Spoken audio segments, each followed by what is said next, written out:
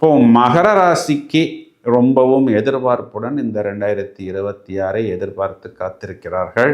உங்களுடைய ஜனனகால ஜாதகத்தில் சாட்டர்ன் ஒருவேளை ரொம்பவும் ஸ்ட்ராங்காக இருந்தால், ஏன்னா இதில் சாட்டர்ன் சொந்த நட்சத்திரத்தில் பயணிக்கிறார், பிறகு அவர் புதனின் நட்சத்திரத்தில் பயணிக்க போகிறார். பிளஸ் ராகு ரொம்ப ஸ்ட்ராங்காக இருந்தால், இல்லை புதன் சுக்கிரன் கூட்டணி ஸ்ட்ராங்காக இருக்கிறதா, அதனை நீங்கள் ஆக்டிவேட் பண்ணினால் கண்டிப்பாக நிகரற்ற விபரீத ராஜயோகம். அப்போ சாட்டர்னை நீங்கள் ஆக்டிவேட் செய்வதற்கு ப்ளூ சஃபயர் அணிந்து கொள்வது, ராகுவை பலப்படுத்துவதற்கு நீங்கள் கோமேதகம் அணிந்து கொள்வது, புதன் சுக்கிரன் கூட்டணியை நீங்கள் ஸ்ட்ரென்தன் பண்ணுவதற்கு நீங்கள் என்ன பண்ணணும்னா வைரமும் மரகத பச்சையும் ஒன்றாக சேர்ந்து அணிந்து கொள்ள வேண்டும். மகர ராசிக்காரர்கள் பொதுவாகவே மகாவிஷ்ணு வழிபாடு, ஆஞ்சநேயர் வழிபாடு, நரசிம்மர் வழிபாடு நல்ல மேன்மையை, பெயர், புகழ், அந்தஸ்தை, நிறைய விஷயங்களுக்கு உங்களுக்கு ஒரு பாதுகாப்பு கவச்சமாக,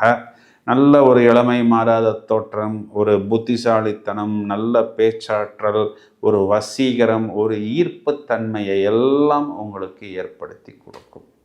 இதையும் தவிர நீங்கள் மகர ராசியில் சூரியனுடைய நட்சத்திரத்தில் பிறந்திருந்தால் உங்களுக்கு சம்பத்து தாரையாக வரக்கூடிய சந்திரனின் நட்சத்திரம்னு எடுத்துக்கிட்டோம்னா திருவோணம், ரோகிணி, அஸ்தம்.